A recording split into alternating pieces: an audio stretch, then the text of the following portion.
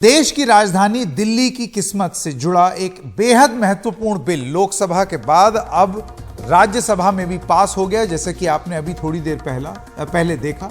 यह विधेयक दिल्ली से ज्यादा दिल्ली की चुनी हुई सरकार की किस्मत को तय कर रहा है। इस विधेयक से दिल्ली की चुनी हुई सरकार की शक्तियां काफी कम हो जाएंगी। यह नतीजा है उस टकराव का जो दिल्ली में अरविंद केजरीवाल सरकार के सत्ता में आने के बाद से उसका लगातार केंद्र सरकार से चल रहा था। दिल्ली की केजरीवाल सरकार की लगातार यही शिकायत रही कि केंद्र सरकार उसके अधिकारों को छीन रही है, खास तौर पर बड़े अफसरों की ट्रांसफर पोस्टिंग के अधिकार को। यह मुद्दा सुप्रीम कोर्ट में भी पहुंचा, जैसे कि आप सब जानते हैं, जहां फैसला दिल्ली सरकार के पक्ष में हो गया था। सुप्रीम कोर्ट ने अपने आदेश में क्या कहा, आइए आपको वो बताएं। उन्होंने ये कहा था कि दिल्ली में अधिकारियों से जुड़े अधिकार उसकी चुनी हुई सरकार के पास ही है। जमीन, पुलिस और सार्वजनिक व्यवस्था से ये जो मुद्दे हैं, उनको छोड़कर उपराज्यपाल के पास कोई अन्य स्वतंत्र फैसला लेने की शक्तियां नहीं हैं। किसने कहा? सुप्रीम कोर्ट ने। सुप्रीम कोर्ट के 11 मई के इस फैसले का प्रभाव खत्म करने के लिए केंद्र सरकार ने 19 मई को दिल्ली से जुड़ा हुआ एक ऑर्डिनेंस लिया है, अध्यादेश। ये केंद्र सरकार के अधीन आता है, आप कर सकते हैं, सरकार कर सकती है। इस अध्यादेश को भी चुनौती दी गई, लेकिन सुप्रीम कोर्ट ने उस पर रोक लगाने के बजाय उस मुद्दे को 5 जजों की संविधान पीठ को भेज दिया है। यानी कि अब ये आपने देखा कि वो कानून बनने की तरफ एक कदम और आगे बढ़ा है। यहां अभी भी अदालत में मामला चल रहा है क्योंकि वो कॉन्स्टिट्यूशन बेंच को चला गया है। एक फैसला सरकार ने लिया, उसके बाद उसके खिलाफ सुप्रीम कोर्ट में गई केजरीवाल सरकार, वहां से राहत मिली, तो फिर केंद्र सरकार ने एक ऑर्डिनेंस लाया। आज उस ऑर्डिनेंस को राज्यसभा और लोकसभा में पास कराया और आप जैसे कि देख सकते हैं फिर से ये मामला कानून के पास चला गया है, संविधान पीठ को भेज दिया गया है। तो लगातार कोर्ट सरकार ये पूरा मामला दिल्ली सरकार के सेवा बिल पर चल रहा है। अब देखना है कि संविधान पीठ कब इस मुद्दे पर अपना अंतिम फैसला दे। दिल्ली सेवा बिल केंद्र सरकार के इसी अध्यादेश यानी कि ऑर्डिनेंस की जगह लेगा, जिसने दिल्ली की चुनी हुई सरकार की कई शक्तियों को सीमित कर दिया। आज इस बिल के पक्ष और विरोध में राज्यसभा में जबरदस्त दलीलें दी गई। इस मामले में विपक्षी गठबंधन इंडिया के सांसदों ने भी आम आदमी पार्टी की आपत्तियों को सही ठहराया। आम आदमी पार्टी के राज्यसभा सांसद राघव चड्ढा ने इस बिल के विरोध में जोरदार तरीके से दलीलें रखी। आइए सबसे पहले आपको राघव चड्ढा, जो कि राज्यसभा के सांसद हैं, उनकी दलील सुनाते हैं और उसके बाद राज्यसभा सांसद आरजेडी के मनोज झा, इन दोनों ने क्या कहा, जरा सुनिए। ये ट्रिपल चेन ऑफ अथॉरिटी को तार-तार करता है sir. Triple chain of accountability ये होती है कि अफसरशाही की जवाबदेही मंत्री को, मंत्री की जवाबदेही लेजिस्लेचर को और लेजिस्लेचर की जवाबदेही जनता को। इसमें से अगर आप अफसरशाही हटा देते हो तो फिर जवाबदेही की जो ये ट्रिपल चेन ऑफ अकाउंटेबिलिटी है ध्वस्त हो जाती है। तो ये काम करके संवैधानिक अपराध एक प्रकार से सरकार ने किया है। सर मेरा आखिरी भाग, ये कैसे एक एडमिनिस्ट्रेटिव हाराकिरी, एक एडमिनिस्ट्रेटिव गतिरोध पैदा करता है।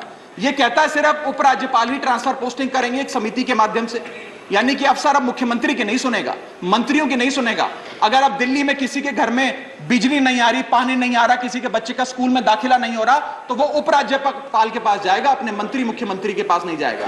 क्या लोग जानते हैं उपराज्यपाल कहां रहता है? उपराज्यपाल कौन सी विधानसभा से चुनाव लड़ा, उपराज्यपाल ने कौन सा चुनाव जीता? लेकिन सारी शक्तियां एक चुनी हुई सरकार से निकालकर उपराज्यपाल को देता है। ये आगे कहता है सर ये बिल कि हम एलजी को सोल डिस्क्रिशन देते हैं, स्वयं के विवेक से फैसले लेने की तमाम शक्तियां। आज तक उपराज्यपाल और गवर्नर काउंसिल ऑफ मिनिस्टर्स की एड एंड एडवाइस से बाध्य थे, लेकिन यह बिल उपराज्यपाल को सुपरसीडिंग पावर देता है। आगे सर ये बिल जितने भी ब्यूरोक्रेट्स हैं उन्हें एक जुडिशियल अथॉरिटी बना देता है। यह कहता है अफसरशाही तय करेगी कि मंत्री का फैसला सही है कि मंत्री का फैसला गलत है, और अगर अफसर को मंत्री का कोई फैसला पसंद नहीं आया तो अफसर मंत्री का फैसला लागू करने से मना कर सकते हैं। और सर यह बिल अथॉरिटी, कमीशंस और कॉरपोरेशंस बनाने की, तमाम गठन करने की, नियुक्ति करने की शक्तियां सारी की सारी केंद्र सरकार को दे देता है। यानी कि सरकार की चाबी एक प्रकार से केंद्र सरकार को हाथ में पकड़ा देता है। सर माननीय गृह मंत्री जी ने कहा था कि आम आदमी पार्टी एक सुपारी सी जितनी पार्टी है, एक सुपारी जितनी छोटी सी पार्टी है। सर, ये वो सुपारी जितनी पार्टी है जो आजाद भारत के इतिहास का फास्टेस्ट ग्रोइंग पॉलिटिकल स्टार्टअप कहलाती है। ये वो सुपारी जितनी पार्टी है जिसने 3 बार भाजपा को दिल्ली में हराया और 2 बार 2015 और 20 में आजाद भारत के इतिहास की सबसे बड़ी जनादेश की सरकार बनाई। ये वो सुपारी जितनी पार्टी है जिसने पंजाब में भाजपा को लगभग शून्य पर लाकर खड़ा कर दिया। ये वो सुपारी जितनी पार्टी है जो 10 साल में राष्ट्रीय पार्टी बनी। ये वो सुपारी जितनी पार्टी है जिसके 161 विधायक और 11 सांसद है। और ये वो सुपारी जितनी पार्टी है जिसका काम देखने के लिए first lady of United states of America और यूनाइटेड जनरल के पूर्व प्रमुख बान की मून आते हैं। सर, मैं आज अपने साथी जो आंध्र प्रदेश और उड़ीसा की सरकार चलाते हैं उन्हें कहना चाहूंगा, आपकी जरूर कुछ मजबूरियां रही होंगी जिसके चलते आपने ये फैसला लिया इस सरकार के इस बिल का समर्थन करने में। कुछ तो मजबूरियां रही होंगी, यूं ही कोई बेवफा नहीं होता। लेकिन मैं आपको कहना चाहता हूं कि आग जब लगेगी तो बहुत दूर तक जाएगी। राहत इंदौरी साहब का एक बड़ा महत्वपूर्ण शेर है, अगर खिलाफ है होने दो, जान थोड़ी है, ये सब धुआं है, आसमान थोड़ी है, लगेगी आग तो आएंगे कई घर जद में, यहां सिर्फ हमारा मकान थोड़ी है। लेकिन जब आपके घर में आग लगेगी, आम आदमी पार्टी आपके साथ खड़ी होगी, मैं आपको विश्वास दिलाता हूं। सेपरेशन ऑफ पावर को लेकर के मेरे कई कलीग कह चुके हैं, मैं कुछ नहीं कहना चाहता, बस ये 3 चीज कहूंगा सर। अगर ब्यूरोक्रेट्स मिनिस्टर को उत्तरदायी नहीं है सर, ये अराजकता को जन्म नहीं देगी क्या? मैं दिल्ली की जनता, अगर मैं दिल्ली सरकार हूं, मैं दिल्ली की जनता के लिए उत्तरदायी हूं। जैसे राघव कह रहे थे, अगर कोई विसंगति कहीं आती है, एलजी साहब के पास जाऊं सर, वो चुनाव जीते। हालांकि मैं जानता हूं इस देश में गवर्नर्स और लेफ्टिनेंट गवर्नर्स की भूमिका में विस्तार हो गया, अब तो वो राज्यों के नाम बदल दे रहे हैं। सर, आपकी मुस्कुराहट इंगित कर रही है कुछ। मैं ये कहना चाह रहा था सर, और मैं समझता हूं कि ये बात मैं कह करके, और 239AA के बारे में जो बातें कही गई हैं मैं उसको दोहराना नहीं चाहता। सिर्फ मैं एक चीज पे आऊंगा, कोरम। सर, ये कमाल का कोरम हुआ, 3 में से 2 होंगे। मुख्यमंत्री बेचारा चेयरमैन है, बहुत अच्छी बात कही उन्होंने, चेयरमैन विदाउट चेयर। मुख्यमंत्री चेयरमैन है, वो अगर 2 मिनट लेट भी पहुंचेंगे तो कोरम डिसाइड कर लेगा क्या करना है दिल्ली के लिए। Sir, it is not quorum, it is actually an instrument to decimate the very idea of elected government. उधर सदन में बिल को पेश करने वाले गृह मंत्री अमित शाह ने चर्चा के जवाब में इन सारी आपत्तियों को खारिज कर दिया और कहा कि ये ऐतराज महज राजनीतिक है। उन्होंने बताया कि ये बिल किस तरह दिल्ली के हित से जुड़ा हुआ है। मैं जरूर आश्वस्त करना चाहता हूं कि बिल के एक भी प्रावधान से मान्यवर, पहले जो व्यवस्था थी जब इस देश में कांग्रेस की सरकार थी, वो व्यवस्था में किंचित मात्र भी परिवर्तन नहीं हो रहा है। मान्यवर, मैं आज जो बिल लेकर आपके सामने उपस्थित हुआ हूं, वो महामहिम राष्ट्रपति जी के 19 मई 2023 को राष्ट्रीय राजधानी क्षेत्र दिल्ली में सेवाओं के प्रशासन और प्रबंधन से जुड़े अध्यादेश जो उन्होंने प्रख्यापित किया था, वो अध्यादेश से बनी हुई व्यवस्था के स्थान पर विधि द्वारा बनी हुई व्यवस्था को प्रस्तावित करने के लिए बिल लाया हूं। ये इसका मूल उद्देश्य। इस बात पर पूरे सदन का ध्यान आकृष्ट करना चाहता हूं कि दिल्ली के रेफरेंस में संविधान का जब भी जिक्र करते हैं दिल्ली के शासन को मिले हुए अधिकारों के लिए, तब संविधान में धारा 239A को पढ़ना होगा, क्योंकि ये विशेष धारा है जो यूटी राजधानी क्षेत्र को व्याख्यायित करती है और उसकी शासन संबंधी सभी व्यवस्थाओं को इसमें वर्णित किया गया है। अब इसमें आप यहाँ पर ऐसा भाषण करेंगे कि आज दिल्ली की बारी है, कल उड़ीसा की है, आज दिल्ली की बारी है, कल आंध्र प्रदेश की है, आज दिल्ली की बारी है, कल फलाने राज्य की है। कोई संसद सदस्य ऐसी बातें सुन के अपना मत नहीं बदलेगा। राघव जी, आप जरा भी चिंता मत करिए। ऐसा नहीं है कि सिर्फ आप पढ़ सकते हैं, सभी लोग पढ़ सकते हैं, सभी लोग समझते हैं और सभी लोग चीज़ों को जानते भी हैं, सभी लोग जानते हैं। कि इस प्रकार के बदलाव किसी राज्य में नहीं हो सकते, यूटी में ही हो सकते। मगर प्रॉब्लम इसमें राज्य और यूटी का नहीं है। हम है यूटी में, चुनाव यूटी के लड़े हैं और राज्य की पावर एंजॉय करनी है, इसका प्रॉब्लम है। मान्यवर, प्रॉब्लम का कोई जवाब भारत सरकार के पास नहीं है, दिल्ली की जनता के पास भी नहीं है, ये सदन के पास भी नहीं है। अपनी मानसिकता को ही बदलना पड़ेगा, सीमित करना पड़ेगा, संयत करना पड़ेगा, तब जाकर मान्यवर इसका रास्ता निकलेगा। उस वक्त कई बार कांग्रेस की सरकार थी और हमारी सरकार ऊपर रही, कई बार हमारी सरकार नीचे थी, ऊपर कांग्रेस की सरकार रही। ट्रांसफर पोस्टिंग के लिए कभी झगड़ा नहीं हुआ। उस वक्त यही व्यवस्था से निर्णय होते थे और किसी मुख्यमंत्री को कोई तकलीफ नहीं थी। मगर 2015 में एक आंदोलन के आधार पर बनी हुई सरकार आई और फिर जो बताया कई सदस्यों ने कि केंद्र सरकार पावर हाथ में लेना चाहती है, भैया केंद्र सरकार को पावर हाथ में लेने की जरूरत नहीं है। 130 करोड़ की जनता की कृपा से हमें पावर भारत की जनता ने ही दे दिया। ये अधिकार हमें भारत की जनता ने दिया और कई राज्यों में, पूर्ण राज्यों में भारतीय जनता पार्टी की पूर्ण बहुमत की सरकार चल रही है। कोई पावर लेने की जरूरत नहीं है। एक बिल हम लाए हैं पावर केंद्र में लाने के लिए नहीं, केंद्र ने दिए हुए पावर पर दिल्ली यूटी की सरकार अतिक्रमण करती है, इसको वैधानिक रूप से रोकने के लिए ये बिल लेकर आए। मान्यवर, शब्दों के श्रृंगार से असत्य को सत्य नहीं बनाया जा सकता। लंबे चौड़े ऑक्सफोर्ड की डिक्शनरी के सुंदर सुंदर अंग्रेजी शब्दों से बोलने से असत्य सत्य नहीं हो जाता है। मान्यवर, मैं सबको बताना चाहता हूं कि कोई भी इसका विरोध करे अगर सत्य है कि 91 से लेकर 2015 तक यही व्यवस्था चलती थी, इसमें हमने कोई फर्क नहीं किया है। आइए अब सुनते हैं अरविंद केजरीवाल की पहली प्रतिक्रिया। इस देश के प्रधानमंत्री उस देश की सर्वोच्च अदालत को नहीं मानते, उस देश का क्या भविष्य हो सकता है? सीधे सीधे वो कह रहे हैं सुप्रीम कोर्ट जो मर्जी आदेश पास करे, अगर मुझे सुप्रीम कोर्ट का आदेश पसंद नहीं आया तो मैं उसके खिलाफ कानून बना के सुप्रीम कोर्ट के आदेश को पलट दूंगा। इतना अहंकार हो गया इन लोगों को। इन लोगों ने देखा कि दिल्ली में आम आदमी पार्टी को हराना बहुत मुश्किल है। पिछले 4 चुनाव सीधे सीधे 2013 में, 2015 में, 2020 में और उसके बाद एमसीडी का चुनाव, सीधे सीधे 4 चुनाव बीजेपी आम आदमी पार्टी से दिल्ली में हार गई। दिल्ली के अंदर 25 साल से ज्यादा हो गए अब बीजेपी की सरकार नहीं बनी है। 25 साल से इनको वनवास दिल्ली के लोगों ने दिया हुआ है। तो इनको लगा कि आम आदमी पार्टी को हराना मुश्किल है, तो इन्होंने चोर दरवाजे से, पीछे से चोर दरवाजे से इन्होंने दिल्ली की सत्ता को हथियाने की कोशिश की है। दिल्ली के लोगों ने एक बार आम आदमी पार्टी को 70 में से 67 सीट दी और 3 सीट बीजेपी को दी। दूसरी बार 70 में से 62 सीट दी और 8 सीट बीजेपी को दी।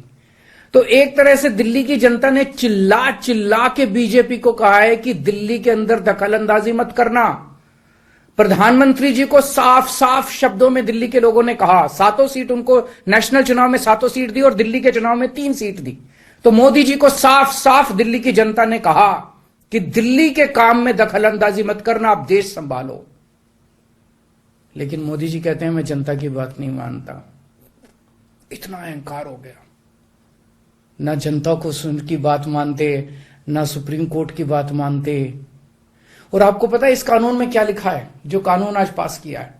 इस कानून में लिखा है कि दिल्ली के ऊपर से नीचे A category, B category, C category, D category, जितने दिल्ली सरकार के कर्मचारी हैं, उन सारे कर्मचारियों को के बारे में सारी पॉलिसी केंद्र सरकार बनाएगी। उनकी ट्रांसफर पॉलिसी, कौन अधिकारी, कौन चपरासी क्या काम करेगा, ये देश के प्रधानमंत्री बैठ के दिल्ली सरकार का कौन सा चपरासी क्या काम करेगा, कौन सा चपरासी फाइल उठाएगा, कौन सा चपरासी चाय पिलाएगा, कौन सा चपरासी खाना, ये काम रहेगा प्रधानमंत्री जी को। इसके लिए प्रधानमंत्री बनाया था देश का कि आप दिल्ली के चपरासियों की ट्रांसफर पॉलिसी बनाओगे बैठ के प्रधानमंत्री बनके? आप केंद्र चलाओ ना, आप दिल्ली के अंदर क्यों दखल अंदाजी कर रहे हो? आपको क्या लगता है ऐसा क्यों कर रहे हैं? वो ऐसा इसलिए कर रहे हैं क्योंकि पिछले 7-8 साल में बिना किसी पावर के भी हम लोगों ने जो काम किए हैं, हमने इतने शानदार स्कूल बनाए, इतने शानदार अस्पताल बनाए, 24 घंटे बिजली कर दी, बिजली फ्री कर दी, पानी घर घर पहुंचा रहे हैं, सड़कें बनाई, इतने सारे काम हम लोगों ने कर दिए। इनसे वो काम नहीं हो रहे। 30-30 साल से गुजरात के अंदर इनकी सरकार है, बेड़ा गर्क है गुजरात का। हरियाणा के अंदर इनकी सरकार बनी, हरियाणा में बेड़ा गर्क है इनका। मणिपुर के अंदर बीजेपी की सरकार है, मणिपुर को जला दिया इन लोगों ने। इसलिए केजरीवाल के साथ कंपटीशन नहीं कर सकते, काम में कंपटीशन नहीं कर सकते, हमारे जैसे काम नहीं कर सकते, आम आदमी पार्टी के जैसे काम नहीं कर सकते। इसलिए केजरीवाल को काम करने से रोको, किसी भी तरह से केजरीवाल को काम करने से रोको, बस ये इनका मकसद है। मैं सुन रहा था अमित शाह जी को, वहां पे संसद में भाषण दे रहे थे, कहते हैं झगड़ते बहुत हैं ये लोग, झगड़ते बहुत हैं ये लोग। मैं स्कूल बनाता हूं, ये मेरे को स्कूल नहीं बना देते। फिर मैं जब इनसे कहता हूं मेरे को स्कूल बना देने दो, तो कहते झगड़ता बहुत है केजरीवाल। मैं मोहल्ला क्लिनिक बनाता हूं, मेरे मोहल्ला क्लिनिक तोड़वा दिए इन लोगों ने। फिर कहते हैं केजरीवाल झगड़ता बहुत है। मैं इनको कहता हूं मेरे को मोहल्ला क्लिनिक बनाने दो। मैं अस्पताल में दवाइयां फ्री करता हूं, कहते हैं दवाइयां फ्री क्यों करता है। मैं बिजली फ्री करता हूं, कहते हैं केजरीवाल फ्री भी दे रहा है, फ्री की रेवड़ियां दे रहा है, कहते हैं झगड़ते बहुत हैं। मैं जो भी करता हूं, चाहे झगड़ता हूं चाहे जो भी करता हूं, दिल्ली के लोगों को पसंद हूं। इसीलिए 3 बार 4-4 बार दिल्ली के लोगों ने मेरे को, जो भी कर रहा हूं ठीक ही कर रहा हूं, तभी 4-4 बार लोगों ने हमें वोट दिया। और होम मिनिस्टर अमित शाह जी क्या कहते हैं, मैंने सुना उनको संसद में, हमारे पास पावर है, संविधान ने हमें पावर दी है कानून पास करने की, हमारे पास पावर है, हमें सुप्रीम कोर्ट ने पावर दी है ये कानून पास करने की। अरे आपको पावर दी है जनता की सेवा करने की, जनता के ऊपर अत्याचार करने के लिए पावर नहीं दी है आपको। इतना घमंड मत कीजिए अमित शाह जी। आपको पावर दी गई है ताकि आप विकास करें देश का, आपको पावर दी गई है ताकि आप देश के लोगों को शक्तिशाली बनाएं। आपको पावर इसलिए नहीं दी गई है कि आप देश के लोगों को लाचार बना दें और उनके वोट का अधिकार छीन लें। ये जो आप पावर पावर पावर पावर कर रहे हो, ये पावर आपको जनता की सेवा करने के लिए दी गई है। मैंने देखा है अमित शाह जी पिछले चुनाव में आप घर घर जाके दिल्ली के अंदर पर्चे बांट रहे थे, एक एक घर में जाके आप पर्चे बांट रहे थे। दिल्ली के लोगों ने आपको नकार दिया। अब आप दिल्ली के लोगों को तमाचा मारने आ गए। केजरीवाल से नफरत करते करते इस नफरत में इतने अंधे हो गए कि आपने दिल्ली के लोगों के ऊपर अत्याचार करना चालू कर दिया। और मैं प्रधानमंत्री जी को याद दिलाना चाहता हूं, 2014 के चुनाव में प्रधानमंत्री जी आप खुद आए थे दिल्ली, आपका भाषण उठा के देखिए। आपने दिल्ली की जनता को प्रॉमिस किया था कि मेरे को प्रधानमंत्री बना दो, मैं दिल्ली को पूर्ण राज्य बनाऊंगा। उसके पहले, हर चुनाव के पहले भारतीय जनता पार्टी ने आंदोलन किए हैं दिल्ली के अंदर दिल्ली को पूर्ण राज्य बनाने के लिए। और आज आप लोगों ने दिल्ली के लोगों की पीठ में छुरा घोंप दिया, अपनी वादे से मुकर गए। अगर आप ऐसे करोगे फिर प्रधानमंत्री पे कौन यकीन करेगा? आपने खुद बोला था 2014 में कि मैं फुल स्टेटहुड बनाऊंगा, फिर कौन जनता आपके ऊपर यकीन करेगी? 2015 में आपने मेरी शक्तियां छीनी दिल्ली सरकार की, जैसी हमारी सरकार बनी आपने हमारी शक्तियां छीन ली नोटिफिकेशन जारी करके। फिर भी बिना शक्तियों के हमने काम किया और दिल्ली की जनता ने मेरे को 2020 में 62 सीट दे के दिल्ली की जनता ने आम आदमी पार्टी की सरकार बनाई। क्यों? क्योंकि मैं दिल्ली का बेटा हूं और आप दिल्ली के नेता बनना चाहते हो। दिल्ली के लोगों को अपना बेटा पसंद है और दिल्ली के लोगों को आप जैसे नेता नहीं चाहिए। हम दिल्ली वाले दिल्ली से बहुत प्यार करते हैं और हम जानते हैं कि बीजेपी दिल्ली के लोगों से नफरत करती है, दिल्ली वालों से नफरत करती है। इस बार दिल्ली के लोग बीजेपी को एक भी सीट नहीं देंगे, लोकसभा में एक भी सीट नहीं देंगे। इस पूरे संघर्ष के अंदर बहुत सारी पार्टियों ने, बहुत सारे नेताओं ने दिल्ली के लोगों का साथ दिया। उन सब नेताओं को और उन सब पार्टियों को मैं तहे दिल से दिल्ली के 2 करोड़ लोगों की तरफ से शुक्रिया अदा करता हूं, धन्यवाद बोलता हूं। तो ये थे अरविंद केजरीवाल, जिन्होंने अभी जब दिल्ली सेवा बिल पास हुआ उसके बाद उन्होंने एक प्रेस कॉन्फ्रेंस करके अपनी बात सामने रखी है। सीधी सी बात है कि अरविंद केजरीवाल ये लड़ाई, क्योंकि बिल आ गया है तो जाहिर सी बात है अब केंद्र सरकार ये बिल ले आई, अब राष्ट्रपति इसको मंजूरी दे देंगे तो ये कानून बन जाएगा। तो अब वो राजनीतिक मैदान में ये लड़ाई लेकर के जा रहे हैं और उनका ये कहना है कि दिल्ली की जनता आपको माफ नहीं करेगी, आप आगे और सीटें भी नहीं ले पाएंगे। लेकिन केंद्र सरकार ने इस बिल को, जो बात हम कह रहे थे, उसको जरूरत क्या बताई है उसकी, आपको ये बता दें। केंद्र सरकार कहती है कि देश की राजधानी होने के नाते दिल्ली की एक विशेष स्थिति है और कुछ खास विशेषताएं हैं। यहां दिल्ली के निवासियों की इच्छाओं से समझौता न करते हुए राष्ट्रीय हितों को बढ़ाने की जरूरत है। संविधान के अनुच्छेद 1 भारत के क्षेत्र को परिभाषित करता है जिसमें राज्य और केंद्र शासित प्रदेश हैं, और अनुच्छेद 1 और 239 इनके साथ पढ़ा जाए तो यह कहता है कि केंद्र शासित प्रदेशों का शासन सिर्फ राष्ट्रपति करे। दरअसल दिल्ली को विशेष दर्जा हासिल है जो एक एस बालाकृष्णन कमेटी की सिफारिशों के मुताबिक दिया गया। 1991 में, सन 91 में 69th अमेंडमेंट एक हुआ और उसके हिसाब से यह अनुच्छेद संविधान में जोड़ा गया। लेकिन अब जो नया विधेयक आया है उससे स्थिति पूरी तरह बदल जाएगी और चुनी हुई सरकार की शक्तियां काफी सीमित हो जाएंगी, जिसके बारे में अरविंद केजरीवाल अभी बात भी कर रहे थे। आपको विस्तार से बताते हैं कि अब क्या होगा। अब दिल्ली सेवा विधेयक के तहत national capital civil services authority यानी कि NCCSA की स्थापना की जाएगी, जो उपराज्यपाल को सुझाव देगा, जिसे केंद्र सरकार द्वारा नियुक्त किया जाएगा। दिल्ली के मुख्यमंत्री इस NCCSA, ये जो कमेटी है, इसके वो चेयरपर्सन होंगे। दिल्ली के प्रधान गृह सचिव इसके सदस्य सचिव होंगे और दिल्ली के मुख्य सचिव इसके सदस्य होंगे, यानी कि 3 मेंबर हैं और अरविंद केजरीवाल उसके हेड, और बाकी जो दिल्ली की ब्यूरोक्रेसी है उसके भी 2 लोग रहेंगे। प्रधान गृह सचिव और मुख्य सचिव की नियुक्ति केंद्र सरकार करेगी।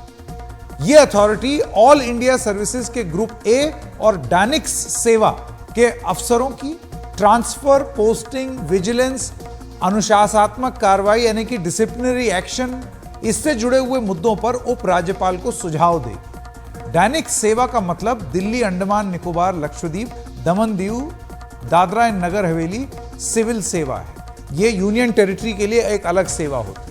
इस तरह इतने अहम मुद्दे पर उपराज्यपाल को सुझाव 3 सदस्यों की यह समिति देगी और सुझाव बहुमत से तय किया जाएगा, यानी कि केजरीवाल और 2 ऐसे ब्यूरोक्रेट्स जिनको केंद्र सरकार चुन रही है, वो आपस में 3 लोगों में बहुमत के हिसाब से फैसला करेंगे। अब यहीं पेंच है, 3 सदस्यों की यह अथॉरिटी इतने अहम मुद्दों पर बहुमत से फैसला लेगी। इससे यह संभावना बन जाती है कि केंद्र सरकार द्वारा नियुक्त जो 2 सदस्य हैं, जो 2 ब्यूरोक्रेट्स हैं, दिल्ली के मुख्यमंत्री के फैसले को बहुमत से गिरा सकते हैं, क्योंकि वो 2 हैं, अरविंद केजरीवाल एक। उपराज्यपाल के पास ये शक्ति होगी कि वो इस अथॉरिटी को अपने किसी सुझाव पर फिर से विचार के लिए कहे। अगर किसी तरह का मतभेद होता है तो उपराज्यपाल का फैसला ही अंतिम माना जाएगा। इस विधेयक से दिल्ली की चुनी हुई सरकार के कई अधिकार घट जाएंगे, जैसे दिल्ली में शांति व्यवस्था से जुड़े मुद्दे, केंद्र या किसी अन्य राज्य सरकार के साथ दिल्ली सरकार के रिश्तों से जुड़े मुद्दे, सुप्रीम कोर्ट या दिल्ली हाई कोर्ट या ऐसी अन्य संस्थाओं के साथ जुड़े हुए मुद्दे। इसमें से अगर आप कानून व्यवस्था की बात करें, दिल्ली पुलिस कभी भी दिल्ली सरकार के पास नहीं थी, लेकिन बाकी मुद्दे थे। इन सब पर अब अंतिम अधिकार 2 ब्यूरोक्रेट्स के साथ, क्योंकि उनकी बहुमत है, उपराज्यपाल के पास होगी।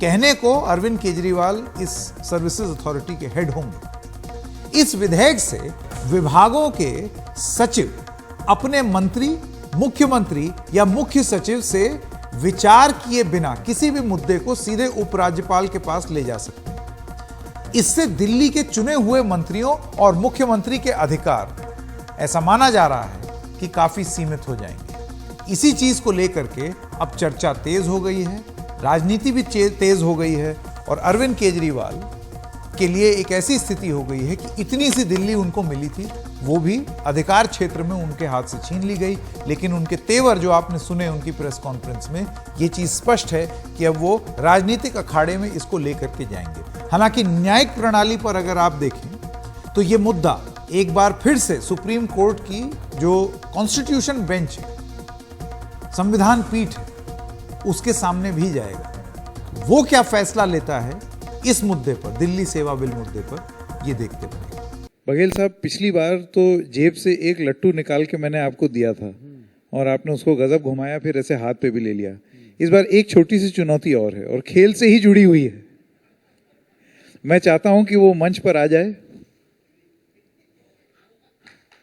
और मेरी आपसे गुजारिश ये रहेगी कि अगर आप मुझे भी सिखा दें गेड़ी चढ़ना। हाँ, ला भाई गेड़ी ला। पहले आपको चढ़ाऊं कि मैं चढ़ के बताऊं? आप चढ़ के बताएं। अच्छा, थोड़ा सा इसको ऐसा नहीं रखना है। अगर बहुत कठिन लगा तो फिर मैं आइडिया ड्रॉप कर दूंगा। ये थोड़ा सा इसको फैला के रखें। हाँ, सबसे पहला सर। हाँ, और उसके बाद एक पैर ये और ये जो अंगूठा है, हाँ, और पहले वो, उंगली, हाँ, इसमें इस बांस को फंसा के रखना है। ठीक है ना, ताकि हाँ, पकड़ बनी रहे। हाँ, है ना, इसको अब थोड़ा सा हाँ, संतुलन बनाना है। हाँ, तो सबसे मतलब जरूरी क्या है जीवन में? हाँ, संतुलन। हाँ, बिना संतुलन के जीवन गड़बड़ा जाता है। हाँ, सिखाते के चक्कर में गड़बड़ तो नहीं हो जाएगा। हाँ, ये लीजिए। वाह,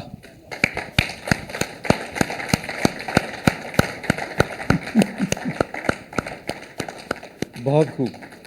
अच्छा, इसमें डांस भी करते हैं, इसमें दौड़ भी लगाते हैं, डांस भी करते हैं। हाँ, है ना? हाँ, और ये छत्तीसगढ़ ओलंपिक्स का हिस्सा है। हाँ। अरे वाह, अब चलिए मैं आपको चढ़ाता हूँ। पकड़ के मेरे ख्याल से मैं ड्रॉप कर देता हूँ आइडिया। मैं पकड़ा हूँ। हाँ, हाँ, चलिए। हाँ, एक पैर ऐसे। हाँ, हाँ, ग्रिप अच्छा होना चाहिए, है ना? हाँ, हाँ, चलिए। अब दूसरा ये। हाँ, हाँ, अब बैलेंस करिए। अब चलिए, थोड़ा एक पैर उठाइए। हाँ, हाँ, हाँ, हो गया। बहुत बढ़िया, बहुत बढ़िया, बहुत बढ़िया, बहुत शानदार।